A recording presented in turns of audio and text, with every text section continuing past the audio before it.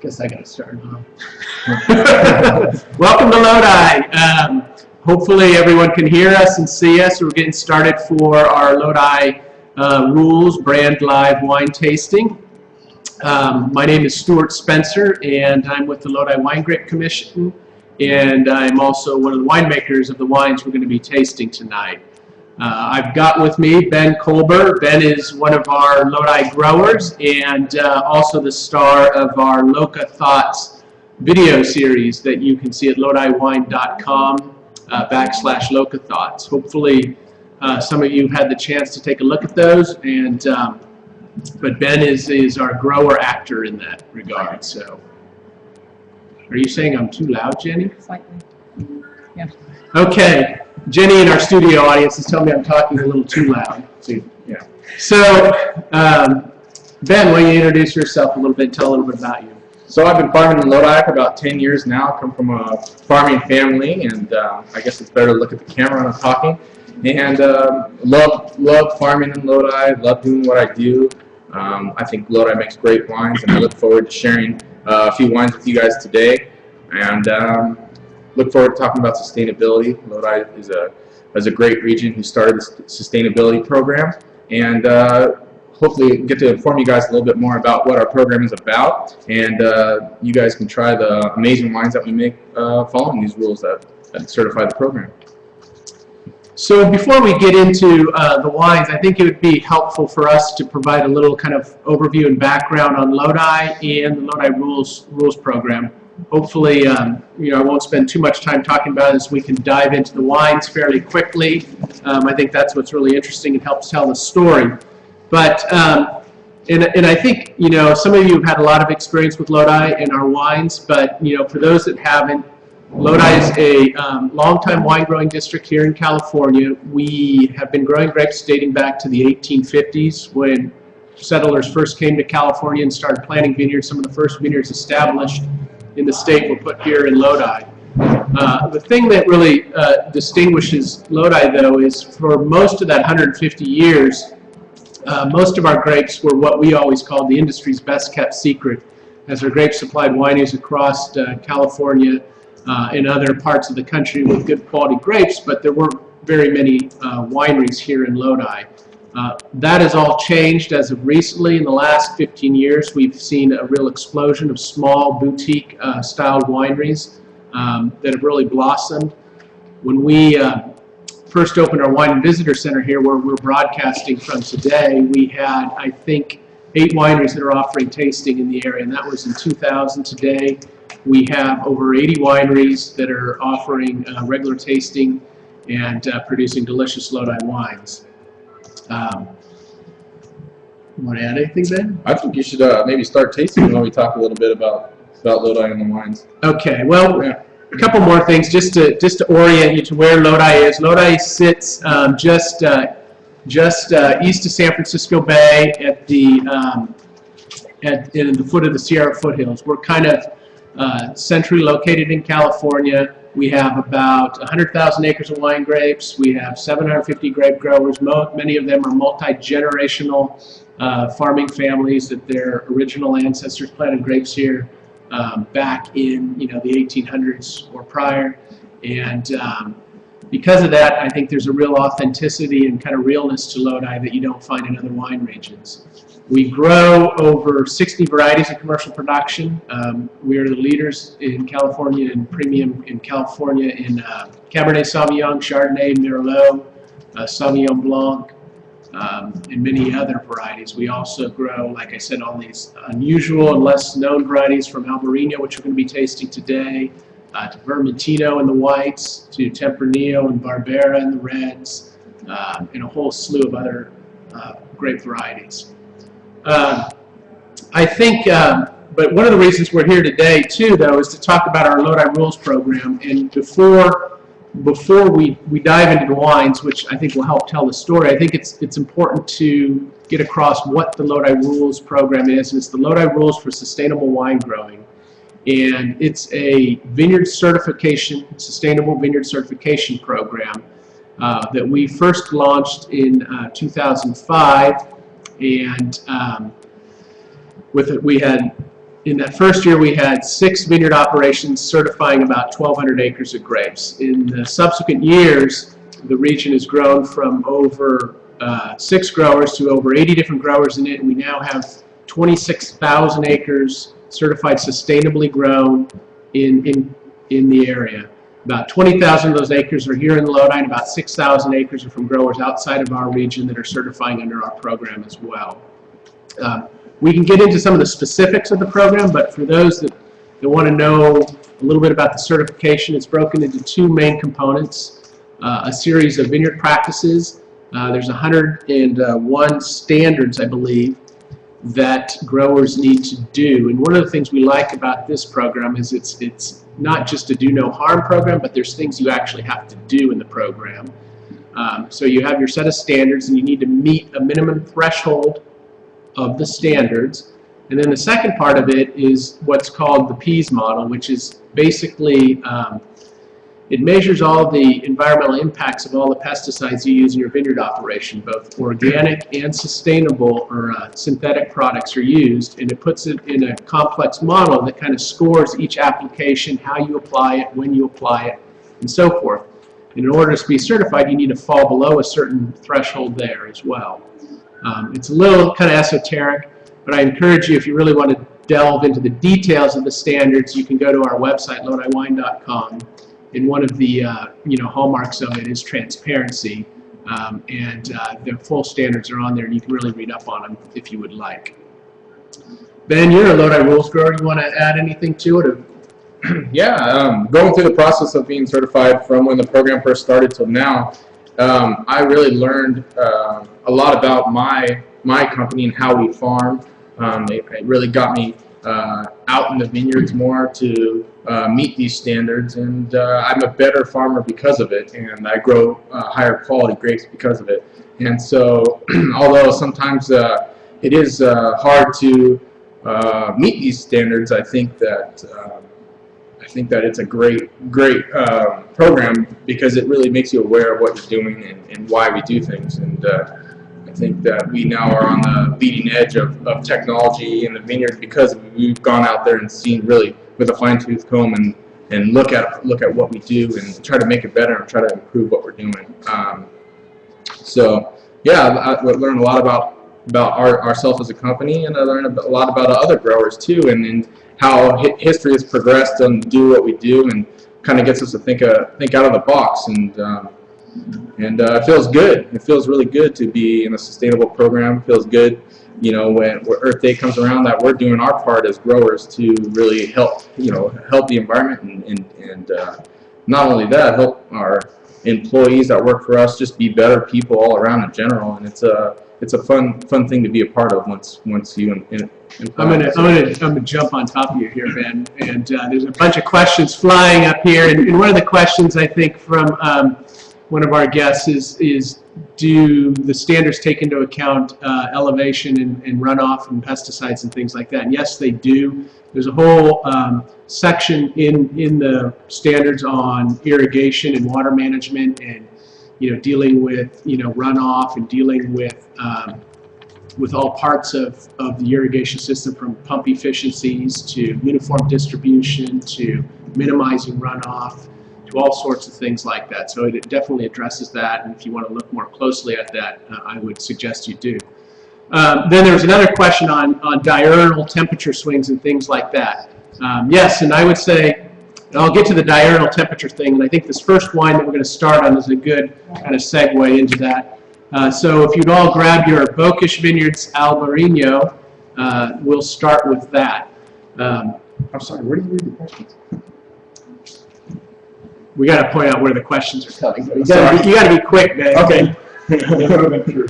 So we're going to start with the Albarino from Bokish Vineyards. I think it's a nice time to start in on the wines.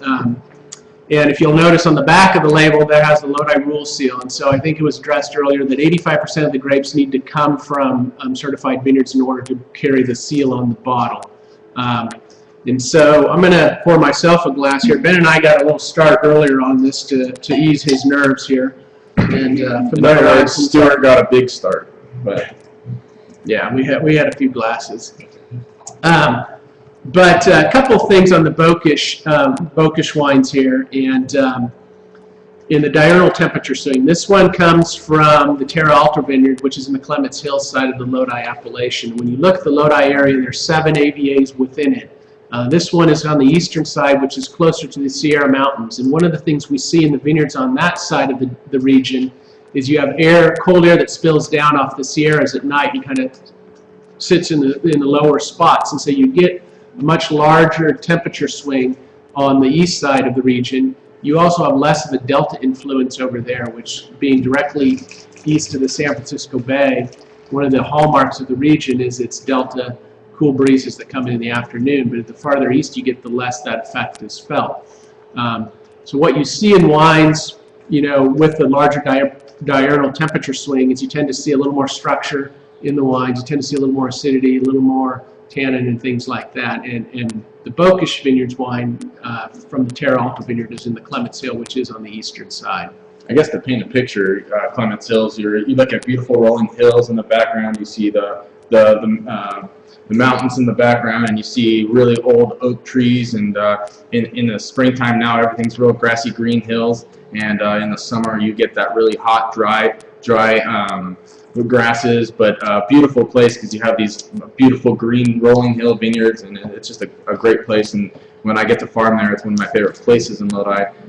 Going to the east side and really going, it's really hot there, and finding one of these big gigantic heritage oak trees to find shade under, and it's just it's a cool place to be. So I think a couple of questions that are flying by are, one is on what varieties do we think are going to be have a bright future in Lodi. And one of the interesting things with Lodi is we play in two worlds here, in that we've got a lot of acres and grapes that supply the large wineries, so you're always going to have Cabernet Sauvignon, Chardonnay, Merlot.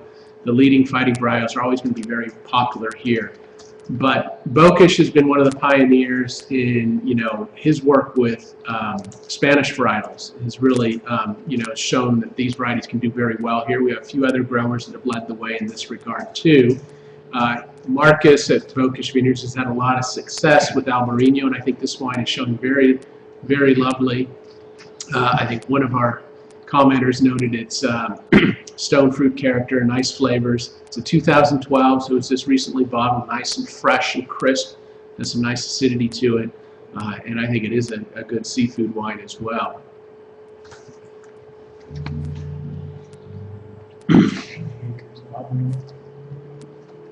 One of the studio audience just asked if I know how many acres of Albarino we have in Lodi, and to be quite honest, I can't tell off the top of my head. I do think there's several hundred tons of it, and it wouldn't surprise me if we're one of the leading, if not leading, region for Albarino in California.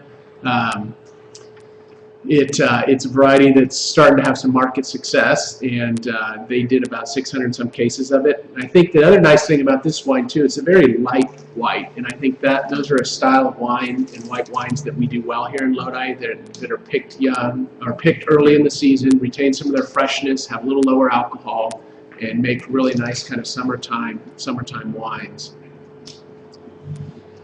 So our cellar mistress is asking about the 2012 growing season. As a grower, Ben, you may want to touch upon that.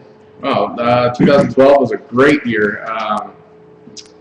We had great yields. We had really high quality. We had great temperatures. Going into the 13th season, we're a little dry as far as water. But overall, I think the 2012 is a year to remember in the industry. And I look forward to, as the wines get released, to try them. I think when you look at 2012, particularly compared to 2010 and 2011, it was very welcome. It was one of the largest harvests, if not the largest harvest California has ever had. In Lodi, was our second largest harvest in our history. So there were some very, very large yields across the board, but the weather held through September and October, and allowed most of the vineyards to ripen up fairly well. The growers were, taking good care of it and managing carefully. You juxtapose that to 2010 and 2011, where in 2011 in particular was a very difficult season for your cooler spots, for areas that had trouble ripening. Very cool year, wet harvest, and it was a challenge. So 2012 was definitely a welcome year, and we're seeing some nice wines come out of that. Yeah, we had a little bit later harvest. We can hang our fruit a little bit, and I really think we held on to quality at the end of harvest, and especially the Zinfandels look amazing. And in fact, I'm starting to go to some grower tastings starting next week on some of these Zins, and again, really looking forward to seeing what came out of it. Well, one of the things, just touching upon sustainability in Bokish, they've also been one of the leaders in our sustainable effort, one of the first vineyards certified in it. This vineyard is also organically certified. Marcus, some of the practices he does, he has all under the row, cover crops throughout his vineyards. He's really enjoys oak trees, so he'll plant vineyards around the oak trees. I don't think I've ever seen him pull an oak tree out of a vineyard. And it makes guys like me farming him a little bit more difficult, turning your equipment around, but he's a big advocate for keeping those, He's, and one of the interesting things he noted too when he first got certified in it, that the program not only helped him, but it helped his employees feel a greater part of what they were doing, because, they're as much a part of the certification program as he is, and it gave them a goal and a benchmark and something to achieve too. When their particular vineyards that they were responsible for were getting certified, it gave them something to feel proud about. And what he saw in his own operation was that the employees had a better sense of ownership in the wine and the grapes when they were involved in this program. I think ownership and understanding. I think sometimes as an employer you forget to explain why you do things, and this program really, makes you take the time and help people understand why do you test your water, why are you measuring your water output. Why is it important to measure your pesticides if you use any? Why, the things we do, it helps you ask the question why, and the employees really learn why we do things, and then sense of ownership. Hey, this is why we do it, and let's do it the right way. So Jeff and Cheyenne's asking, do we have a sustainability process guideline for transport of the wines? And I'm not exactly sure what he's asking here, but the certification process just deals with the vineyard side of it. We don't get into the winemaking process. That's a whole nother ball of wax. That's a much more of an manufacturing type certification. We deal exclusively with the vineyards. We are a grower association. So it mostly deals with what's actually happening on the farm and around the farm and with the employees and stuff like that.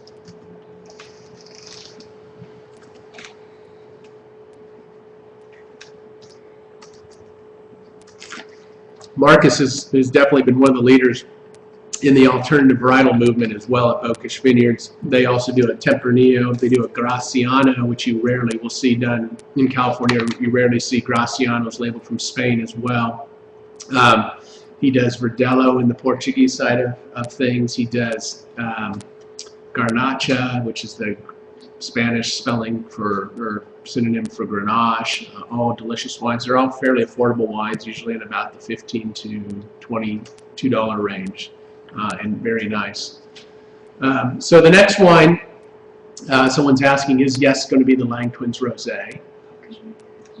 And if we don't have any more questions on the Bokish Albarino, I think we can move on to that wine.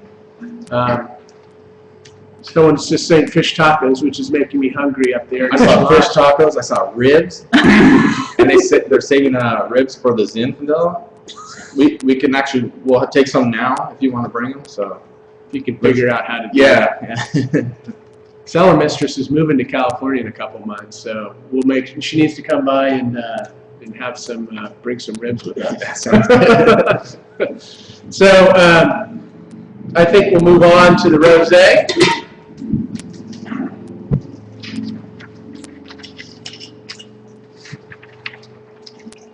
Now I'm going to pour myself a hefty glass here. That's unusual. And I poured it in the wrong glass. That's unusual too. We don't care what glass you get, as long as you enjoy the wine. If you watch our Loca Thoughts videos that Ben stars in, it's one of the underlying themes of the videos is, to make wine approachable. There's as an industry, we put up a lot of kind of roadblocks in front of the consumers to enjoy wine, or they have to have special glasses, or they have to have special food, or they have to, you know, have it under certain situations, or they have to know something about it. And you know, quite honestly, in Lodi, we grow a lot of grapes, and we have for a long time. And we're just happy if people are drinking wine and enjoying it. And I think you'll see a lot of that when you come to Lodi as you go through the wineries. We're just happy that people are coming and enjoying Lodi wine, like Stuart said. And I think, you know, oftentimes people think, wow, there's so many wineries in Lodi.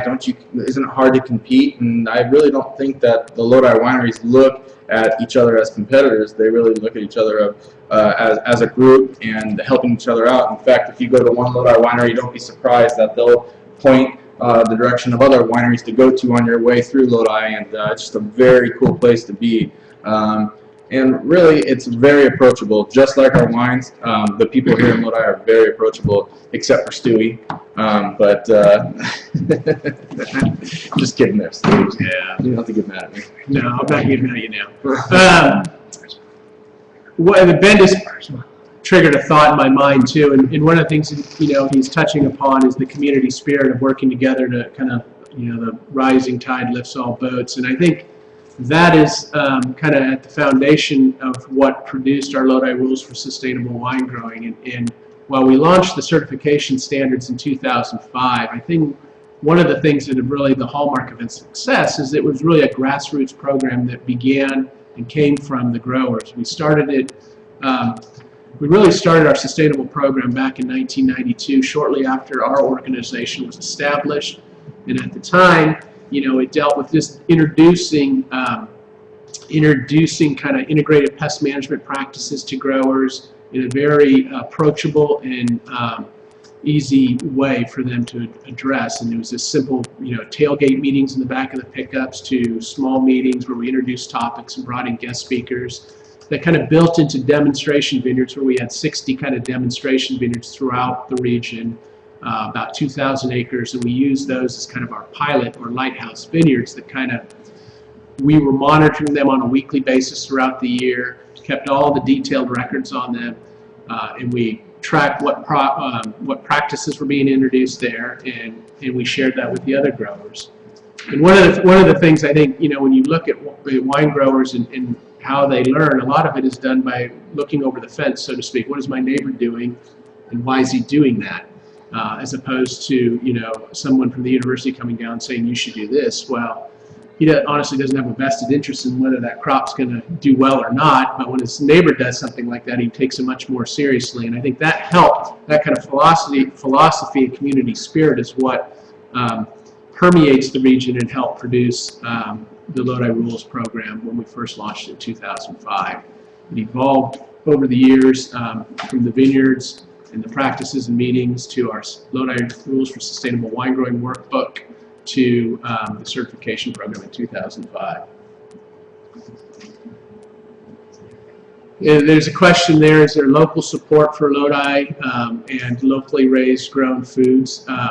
I think there's a tremendous amount of support. I mean, Lodi is one of the most supportive towns you will see with respect to that. I mean, they very much support their own local businesses, whether they're grape growers, winemakers, you know, tractor dealers, or bankers, or what like that. It's very much a support your local community approach here. That's very much the mentality of Lodi, is help each other out, welcoming. Yeah, that's big here in Lodi. Yeah, like you said, in all aspects, whether it's food industry or equipment industry, there's always someone there to help out or you know, share knowledge. And yeah, I agree. Yeah, one of those thoughts on that community spirit, when a few years back I had an intern at our family winery that had come from the pharmaceutical industry, and he had worked in that industry and was looking for another life outside of the drug industry, and came to wine, which is a natural transition. But he was amazed at how our competitors, which he saw at other wineries, would just walk into our winery and we'd tell them what we're doing and showing them what we're doing. And he said, coming from the pharmaceutical industry, nobody shares anything. It's all proprietary secrets. And yeah. Well, it was actually funny. The other day I had a friend of mine come to town who was an attorney, and I had to go to a couple meetings on a new vineyard development. We're putting in a new vineyard, and he joined us on a few different meetings. I met with the nursery and the steak supplier and some equipment suppliers. And the funny thing is afterwards he says to me, he's like, you know, you have an amazing job because the people you get to work with are awesome. It's like you're friends with the people you get to work with, and comparing to his work, and sometimes he's working, most of the time he's working with people that it's just work for them. And really, it's for me, I'll speak for me and most of Lodi, I think it's really our passion to grow the best grapes that we can, and it's very, very cool that we get to work with our families and our friends, and it's just a great place here. So yeah. So moving on to the next wine we've got here is the Lang Twins staked grown Sangiovese Rosé. We were just talking earlier today about rosé wines, and you know, honestly, the marketplace for dry rosés like this is small. It has a very short window. You often have to sell the wines within a few months of bottling. And what we were discussing is, you know, I don't think there's that many rosés, but then we started adding them up, and most of our vintners here are making a small amount of rosé that they're basically just selling right out of their tasting room and having locally. And there's a long kind of history of rosé winemaking here in Lodi. When you go back to the first wine Zinfandels that kind of sprung from the area, when that really became popular in the late 70s and early 80s, and many of those Zinfandel vineyards were being sourced here from Lodi. Now the interesting thing is, many of you know, and they'll say white Zinfandel saved all these beautiful old vine vineyards, and there is a lot of truth to that, in that the demand for white Zinfandel grapes carried those vineyards through those times. One of the things, you know, the difference between white Zinfandel and a rosé like this is really it's just the residual sugar, and you know, many of the white Zinfandels we see on the market today have very high residual sugar, very sweet. For most people that are regular wine drinkers and into wine, they're a little too sweet for them. But in the principle, a rosé like this is just a drier version of that. And I think Lodi is well suited for rosés. One of the hallmarks of the region is we get this beautiful ripeness of fruit. And I grow grapes up in the foothills as well as we do here in Lodi, and we don't get the fruit profile that you do up there. And you get this beautiful fruit, and you can get it at lower sugar levels too. So when the vines are getting, the grapes are getting into the low 20s, 22 Brix, they still have this really nice kind of strawberry character without the greenness and herbaceousness you might find in other regions. And I think that lends itself well to rosé style wines. I don't know what the skin contact is on this wine. Honestly, I have as much information about it as you guys do on the tech sheet that went out. But and I just tasted it for the first time an hour ago, and I think it's a delicious, you know, great summer sipping wine. She has it right here. I want this on my deck all summer long, and that's kind of my wife and I's saying. We after a hard day's work in the hot summers, and we get the cool Delta breeze blowing through our backyard, we definitely bring out a rosé and sit and relax and cool down, and it's just easy, approachable wine that we drink a lot of at our home and with our family. But to touch a little bit on a question that was asked before, and sustainability after the program, once the wine gets to the winery, I think that the Lang Twins are one of the leaders, I would say, in Lodi for sustainability through their whole, now through their winery, that they've created a brand new sustainable, amazing winery in Lodi, and they're just doing a great job on carrying that out. I mean, they're 5th generation farmers in Lodi, I believe, 5th generation. Yeah.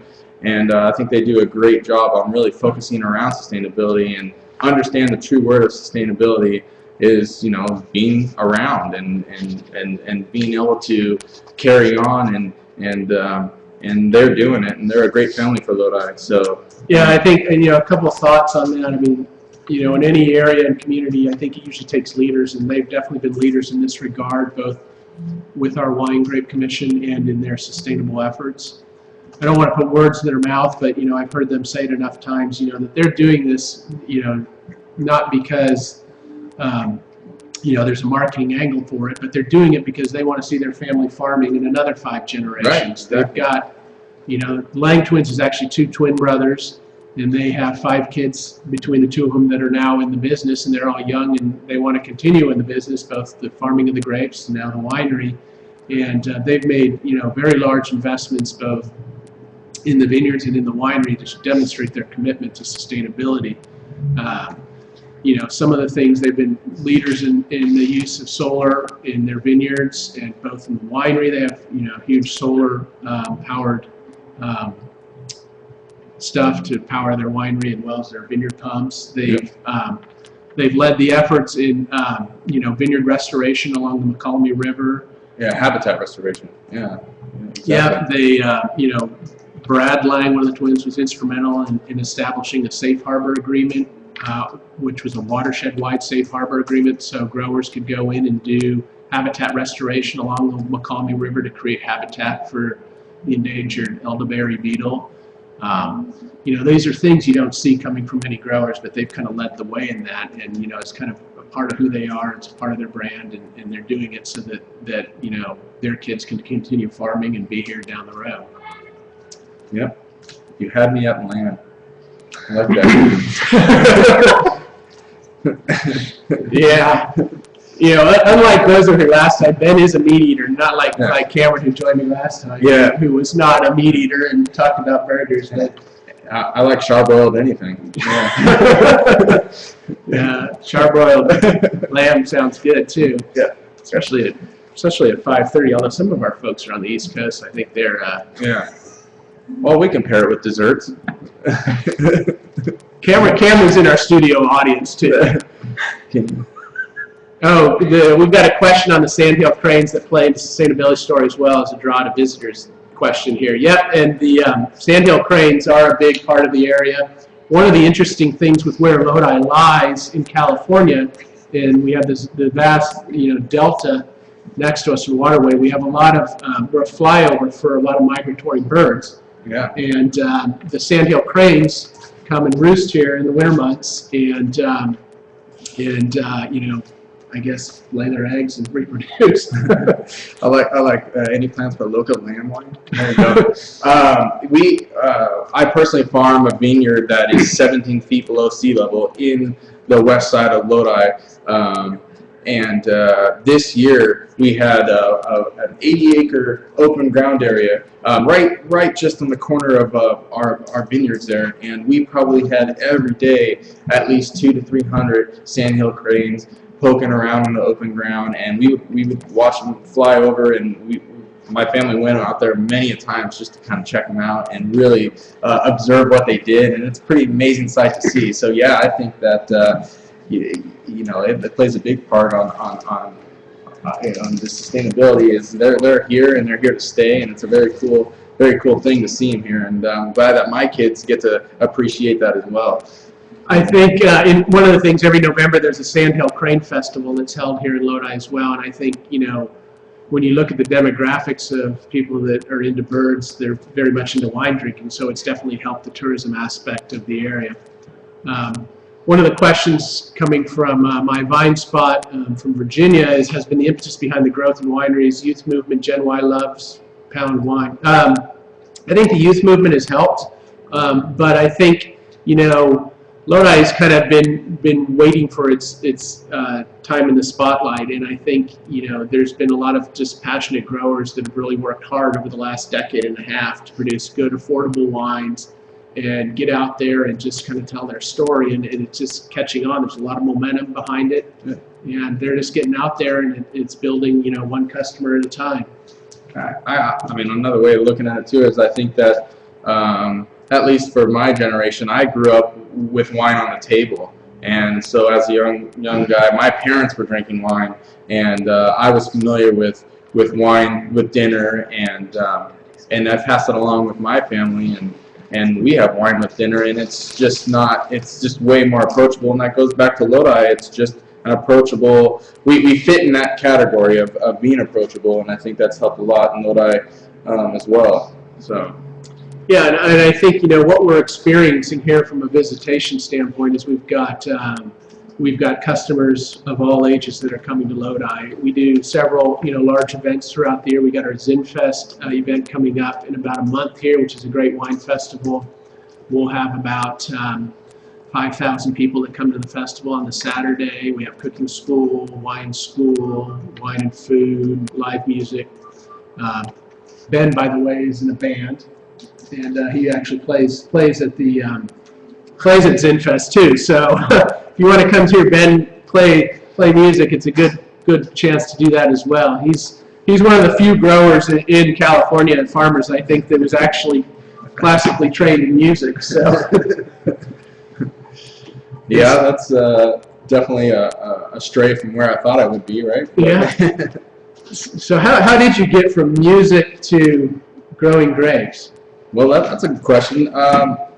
You know, I got my degree in music. I moved to LA to become a rock star, and I realized that it's a little bit harder to do when you're driving, you know, maybe 4 or 5 hours to a gig and you're playing at a casino, and it's about $50. And so when I moved back to Lodi, where I'm from, I really got to know the wine industry from there and fell in love with it. So.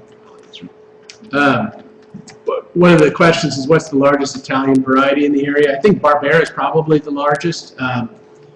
You had a lot of Barbera planted in the late 60s, early 70s. Was ironically planted for Gallo's Hardy Burgundy. It was a blending variety that they used with Petit Syrah and Zinfandel and a few others for that wine. I actually, in my family, we make a Barbera as well. From a vineyard plant in 1972, and I think that's probably the largest Italian variety in the area. Question is, can you address how Lodi Rules influence other sustainability programs in California, such as SIP and CCSW? I think you know, that's a very good question, and something I think it's important. You know, the California CCSW program, their first workbook was modeled almost exclusively off the original Lodi Winegrowers workbook that we published in 2000. When they saw a need to do something like that, we had already published our workbook, and our staff was involved in helping put that together. So the first so many chapters of that book were taken pretty much lock, stock, and barrel from the Lodi Rules program, or the Lodi Winegrowers Workbook. The SIP program down on the Central Coast is another sustainable certification program. They've been working kind of tangentially with us for a number of years and do some great things, but I think we've all influenced each other in that regard. One other thing on Lodi Rules I think is important that we haven't addressed too is, one of the things I think that separates our program from others too is that we just went through a major revision of it, and I think one of the challenges with, you know, any sort of certification program, you develop a set of standards, you know, and how often are you going to revisit those and modify them? And so we first produced and published our standards back in 2005, and there were certain things that have changed and evolved in the ensuing years. And so in January of 2013, 2 months ago, we just published the second edition of our standards. You know, we spent 2 years revising the standards. I was on the committee that helped do that. We had over 30 meetings. We had a group of growers. We sat down for 3-hour meetings and just hashed through every single standard one by one. It was a very tedious process, but we had a very committed and thorough group of growers, and I think we got a much better, more comprehensive product that came out of it because of that effort. And we're excited to get it out there, and I think it's also a great tool for our growers to improve their farming operations too.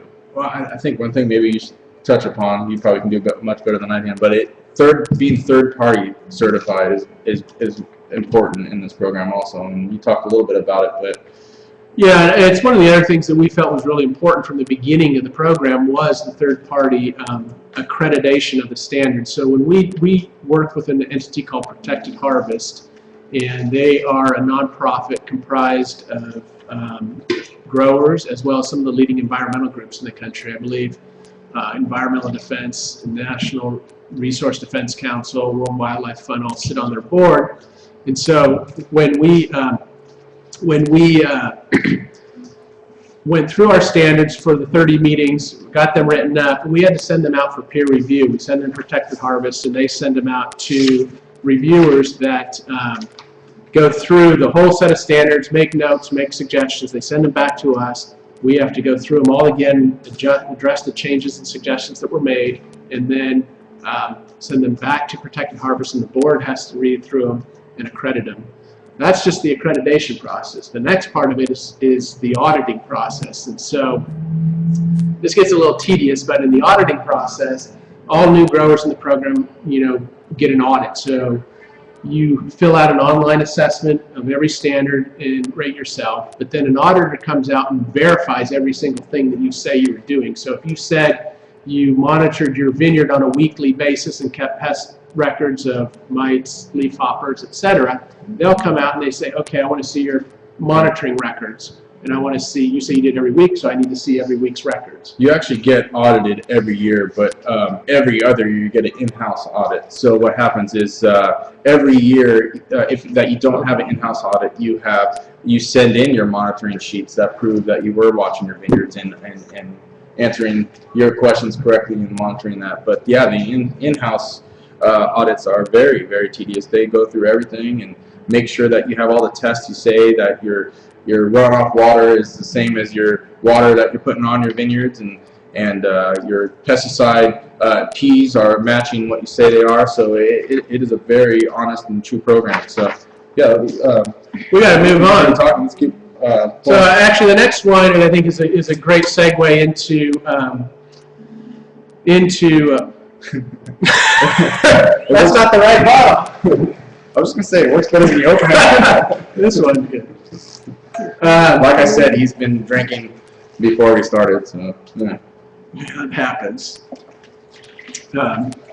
So the Michael David Cinsault is our next third wine in our tasting, and I think Michael David Vineyards, they're the makers of 7 Deadly Zins, which is pretty popular and well known, but they've been very good leaders in sustainability as well, and one of the real impetus is behind the program, the growth in acreage, was when they started offering growers a bonus to get their vineyards certified. And they're working, I think, with about 70 different growers in the region now, from small 5-acre growers all the way up to multiple 100-acre growers.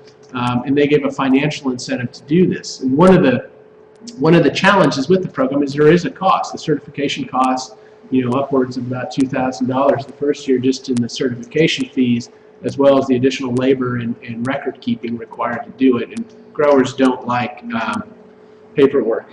And, but it really helped. And like I said, they're known for their 7 Deadly Zins, but they make a bunch of other wines, and this is one that we felt was a really neat wine to showcase the area and their winery as well. Now, the story behind the Michael David Ancient Vine Cinsault is a pretty interesting one. Well, just to touch upon what you, sorry to interrupt, but I think a lot of growers fall under the rules of the sustainability. I would say maybe 90% of the growers are sustainable, and the paperwork is the proof, and the paperwork is the hard part of the program in Lodi, because I think Lodi naturally farms sustainable. So I think that that's why it was a good fit in Lodi, because we're doing it already. So, yeah.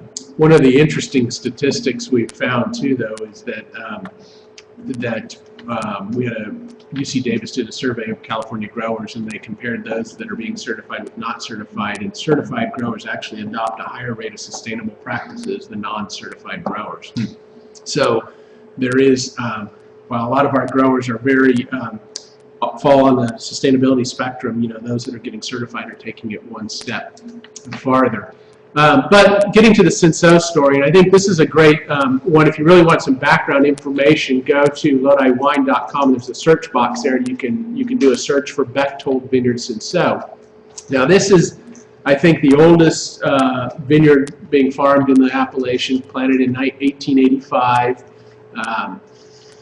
And so what's that, put it about 128 years old now? Yeah, this vineyard's, I'm lucky to get to do a lot of work in this vineyard, and it's a fun vineyard to farm. I mean, we have vines that are growing just what you would picture a 120-year-old vineyard to look like. Some are growing halfway out to the row, and conventionally farmed vineyards, you drive straight down the road, but not this vineyard. You're constantly weaving in and out, trying to trying to make your path through to farm this vineyard, and it's a lot of fun, and you really have a sense of history in Lodi when you see this vineyard and it being dry farmed, and just the history that you feel when you're there is pretty amazing. It's also certified in the Lodi Rules program, and one of the interesting things with this vineyard, though, was up until about 8 years ago, they didn't know what it was. They always called it Black Malvasia or Malvasia, and I'm probably not pronouncing that correctly. And it was shipped to home winemakers across the country, and they weren't getting very much of a return on the vineyard. Someone was out there one day looking at it, saw this old kind of gnarled vineyard, and asked what it was, and she said, we just call that Malvasia. And she was with UC Davis and took some leaves and grapes back to Andy Walker at UC Davis, and he identified it as Cinsault. And it's probably the oldest Cinsault vineyard in California, if not one of the older ones in the world. And it tends to make, it can make very perfumed wines. This one is from Michael David. They are managing the vineyard now, and I think they sell it to about 7 or 8 other wineries, a lot of small producers. This one has the signature Michael David style to the wine, fairly ripe forward fruit.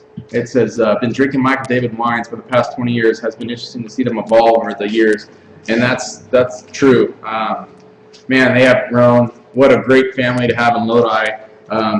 Huge advocates of Lodi, and yeah, they did it right, and they do it right, and their wines are great, and it's great to see what they really, they make great wines out of Lodi. Yeah, one of the questions is, wines must not produce many grapes, and one of the interesting things, this is not only a 128-year-old vineyard, but it's a 128-year-old own-rooted vineyard on its original rootstock, and in the Lodi sandy soils, we have these deep sandy soils that phylloxera doesn't do well in, so the vines have been able to survive that, and it's been mostly dry farmed for its entire existence too, and so but it still produces a decent sized crop. You still have to go in there, and thin it out to get the appropriate balance, which is, it's an amazing thing.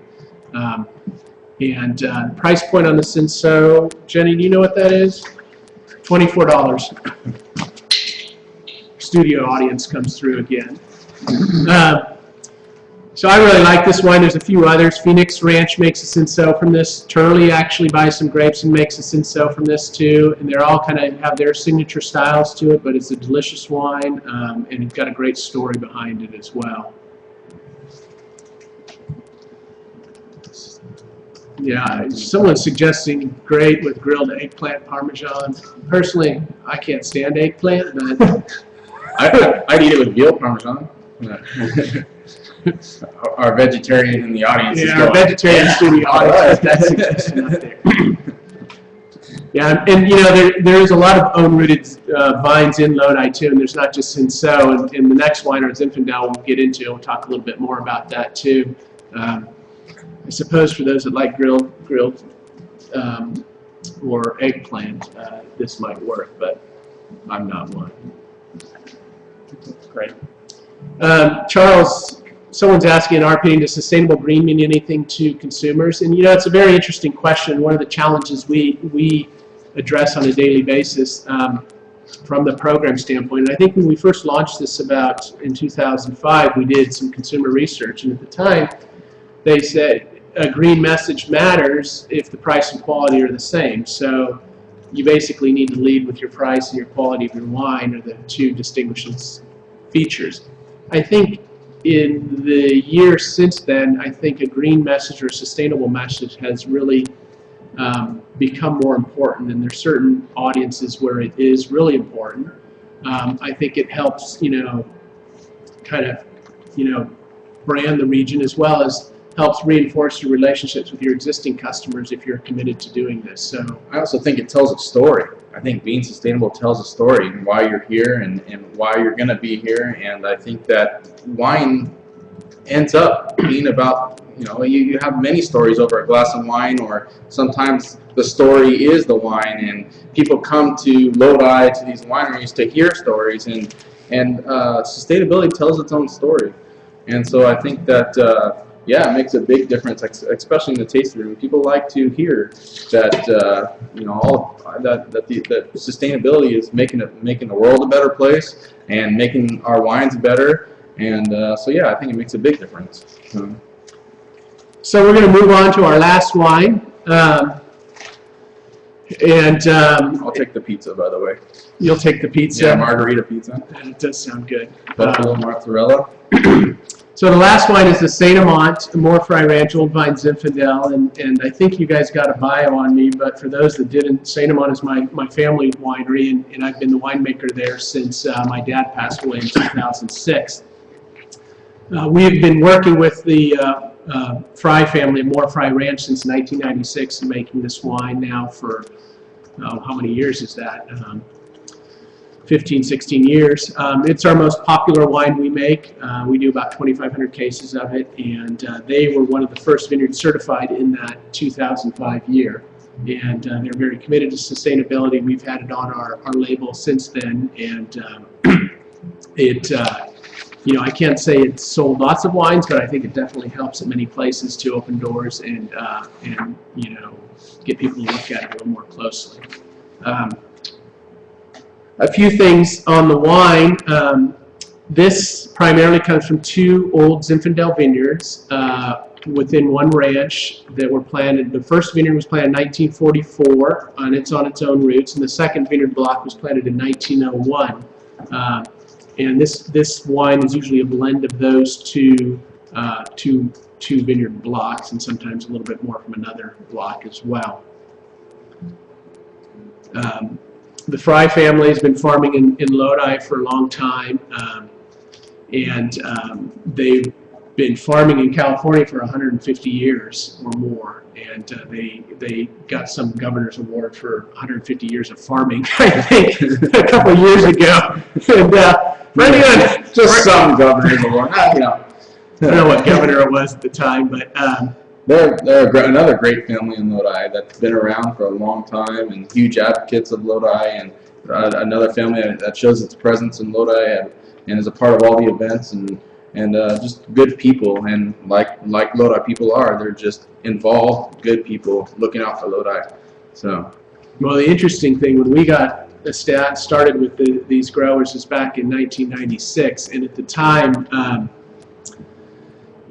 our own vineyard was dying of phylloxera, and so when you're a vertically integrated winery and your vineyard's dying of phylloxera, you're kind of in a hole when you're a winery. And so we developed a program with the Winegrape Commission at the time that if a grower brought us 2 tons of grapes, we'd make wine out of it, keep most of it, give the grower 25 cases in order to see what their wines were doing. And so we ended up with about 13 growers that participated. And one was Mohr-Fry Ranch, and Jerry Fry showed up with 7 tons of grapes, and my dad's like, what the hell am I going to do with 7 tons of grapes? This was supposed to be 2 tons. And he was all stressed and nervous about it, and Jerry said, don't worry about it. Just take the grapes, make the wine, we'll figure it out afterwards. And so... hey, you see, where does Saint Amant come from? Saint Amant is my mom's maiden name. So when my dad started the winery, he thought Saint Amant sounded a hell of a lot better on a bottle of wine than Spencer did, and so that's where Saint Amant came from. But anyways, we took the 7 tons of grapes, made it into wine, bottled it, put the Mohr-Fry designation on it, and it was a huge success, and has been one of our leading sellers ever since then. We have a great relationship with it. I think it kind of epitomizes, you know, the Lodi spirit, community spirit. You know, when we first started working with them, you know, we didn't have the money to pay for the grapes, but they just took the grapes and occasionally would come by and take some wine, and we paid them off as we could. And now we still have a handshake deal. We don't have any written contracts. We have nothing like that. 2011 was a very... That's Stuart. Yeah. Go ahead. 2011 was a very short crop year, and many of the wine, especially in Zinfandel, I think there was only about, you know, just to give you a perspective, it was about 100,000 tons of grapes produced in Lodi. On average, we produced, I think, 160,000 tons of Zinfandel in 2012. So you can see how much decrease in crop, but they always give us the grapes that we need, and it's that part of that relationship that really puts it on. Not to put you on the spot, but I would love to hear one of your favorite Lodi wine and food pairings. Besides St. Amant. Besides St. Amant. Well, there's a restaurant downtown called Alabrijes, I think, that makes great food. We love to go there. That's kind of a Spanish fusion cuisine. I think he can do some great pairings with his wines. One of the interesting things with this particular Zin that I've worked with a chef, Tony Lawrence, out of Philadelphia. He calls himself the wine chef, and he actually does a chocolate salad to go with our Zinfandel. That's good. And you'd never think of chocolate salad. I'm on the wine club at Michael David, and they came out with their ink blot label. It was a Tanat that was awesome, and I've been drinking it with a couple different foods besides bacon wrapped hot links. We actually made it the other day with a spicy chicken for some reason, and it paired awesome. And it was one of my favorite wines, I would say, in the past month and a half that we've been drinking a lot of. So that's probably one of my favorite right now. You know, getting back to the Lodi Rules, and I think one of the questions, you know, I think being the Lodi Rules makes you a better grower, and it's not that you're saying that this vineyard's better than that vineyard. What it's really saying is you're a better grower from going through the program, that this vineyard's going to produce a better quality wine because of that, and I think, you know, that makes a big difference in the wine.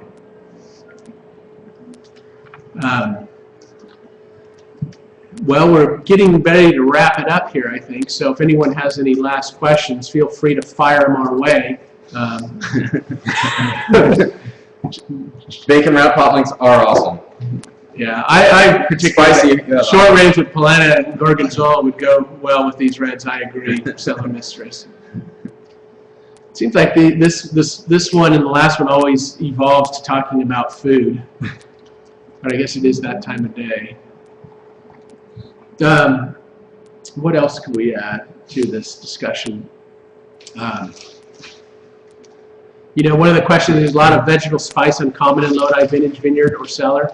I think, you know, in Zins, I think one of the hallmarks of it is, you know, the red fruits and black fruits that you get. One of the things in some of the Zin vineyards, you'll get kind of a tea leaf character sometimes that lends a little bit of a vegetable spice. I think sometimes the spicy elements can come from some of the oak treatments as well. You know, we have the two vineyard blocks that go into this. The two vineyards are about, you know, 500 yards apart, and there's a remarkable difference between the wines, you know, made from one vineyard block and the other. In the cellar, this wine's bottled after about 10 months. We bottle them in August usually to kind of capture that real, you know, vibrant fruit flavor that's kind of the hallmark of Lodi Zinfandel. So we're getting ready to wrap it up. Any last questions? We will. Yeah, if there's any other questions, we had a good time, really good time doing this. It's very interesting to do something like this for me. Very different than driving a tractor in the vineyard. So, yeah, thanks for joining us. And bacon wrap anything, yum. And I agree with that too. Bacon always makes it better. So. Thank you guys, and we will hopefully see you sometime down the road. You're always welcome to come visit us in Lodi, and just let us know if you're coming to the area, and we can help set you up on some great visits. If you have any more questions on the Lodi Rules program, I know there's a bunch flying by, and it was hard for us to catch them all. But if you really want to get into some of the specifics of why and what things are done, feel free to drop us a line. Or even better, come to Lodi and come visit us, and come out here, and we'll take you around and bacon wrap in this conversation. Yeah, bacon wrap in this conversation. Right on. Thank you, everybody. Thank you. Cheers.